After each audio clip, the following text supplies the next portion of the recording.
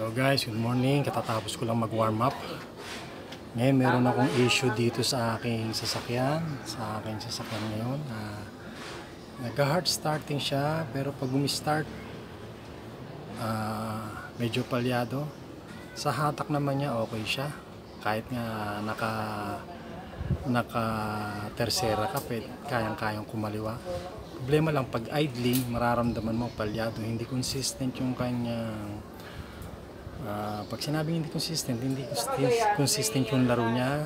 Nagwiwigil ng ganyan, biglang lalaki gano'n yung makina. So sa mga nakakaintindi na o nag-o-observe sa mga ng makina o sa mga matagal na nagsasakyan, maunawaan nyo na yung sinasabi ko. Halimbawa, ganito lang ang takbo ng makina, bigla siyang mga ilang segundo, mga sabihin natin 15 seconds, instead na consistent na ganyan, biglang magpe-play ng malaking ganyan, tapos magwiwigil na naman siya ganyan. So ang naging ko, dahil kung minsan tinatamad ako mag-maintain, so sa tagal ko na rin kasi hindi siya na-maintain, so pinalitan ko na siya automatic ng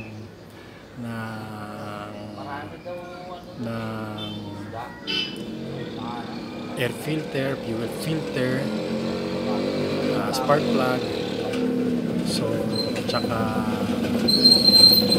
yun, fuel filter, so air filter, fuel filter, spark plug,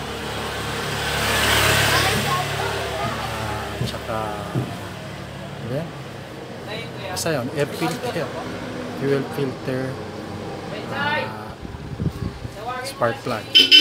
So sa ngayon,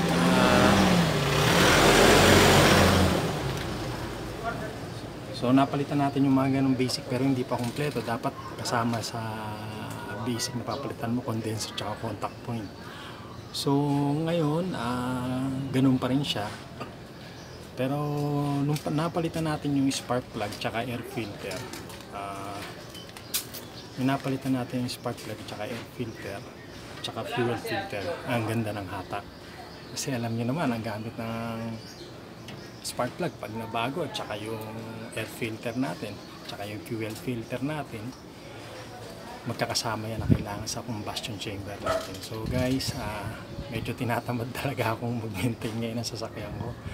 Pero dahil sabi ko, baka dumating yung kinabukasan na ayaw lang umi-start, hindi ko may hahatid si Commander Rossi. So ganito,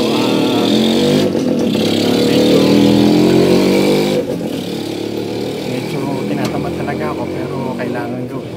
Ngayon naisip ko, susubukan ko muna yung vacuum advancer bago ako magpalit ng condenser at contact point. Kasi yung contact point at condenser medyo kailangan alalay ang pagkabit, dahil mahirap yung ikabit yun nandun, pero naikabit ko na siya, kaso nga lang medyo mabusisi. Talagang tinatamad lang talaga ako. So ngayon nag-diagnose ako, bagong diagnose kong ginawa to na sa tagal-tagal na rin, mula intake ng vacuum advancer. Ito yung ginawa ko guys. Kinalas ko muna to guys, papakita ko na sa inyo para hindi ako palipat-lipat ng camera. Ayan guys, ito yung vacuum advancer natin. Ayan, pag tinanggal ko to guys, ito vacuum advancer sa intake to nakakabit. So ayan guys, tatanggalin natin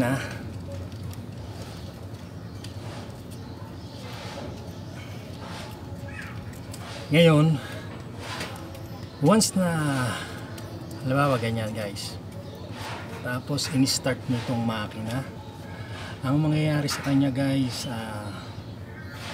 tataas ang acceleration niya o gaganda yung minor, medyo magagalit siya ng konti.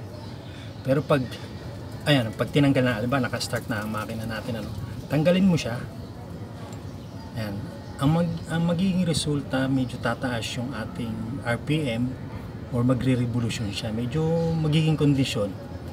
Ngayon guys, pag tinakpan nyo to, yan, tinakpan natin to, pag masdan nyo guys, mawawala yung palya niya na yung inconsistency na sinasabi ko.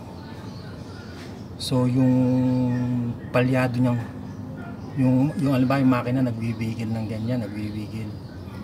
Tapos biglang papalya ng ganyan, malakas, tapos balik ulit siya sa kanyang vibration, yung gusto niya.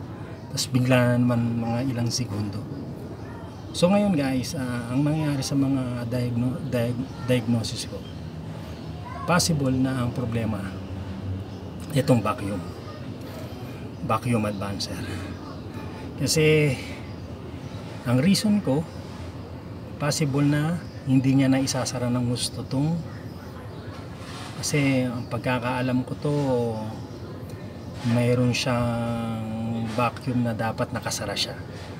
So kasi ang nangyayari guys, pag sinasara ko to, ito yan, di ba may butas yan guys, pakita ko sa inyo, ayan, may butas yan, humihigop ng hangin yan, humihigop ng hangin papasok pag nakastart yung makina mo. Tandaan nyo, nakastart yung makina mo. Pag ginawakan nyo to at sinara nyo lang, relax lang na pagsara, mawawala yung pamamalya guys. So mawawala yung pamamalya guys, tandaan nyo, mawawala yung pamamalya, continuous yan, tumatakbo na nakasara to, naka-idling, mawawala yung pamamalya niya habang naka-idling. So pag ibinalik nyo uli guys dito, ang lakas ng pamamalya guys, mamamalya uli siya. So yun ang issue natin ngayon guys. Nakikita nyo pa ba? Ayan, kita pa naman. So yan ang issue natin guys. So ngayon, dahil tinatamad akong mag-asikaso dito sa contact point tsaka condenser, ito na muna ang papalitan ko guys. So guys, wait lang, maghahanap lang ako ng pyesa. Tingnan natin kung mayroong available bago natin kalasin yung pyesa na yun. Kasi sayang yung trabaho kung wala ka ring pyesang makukuha. So eto guys, itong sasakyan ko, 7K Tamaraw FX 2008. So yun guys, sana na gets nyo yung vlog ko ito. I-continue ko na lang kung ano ang mangyayari sa part 2 na video na to.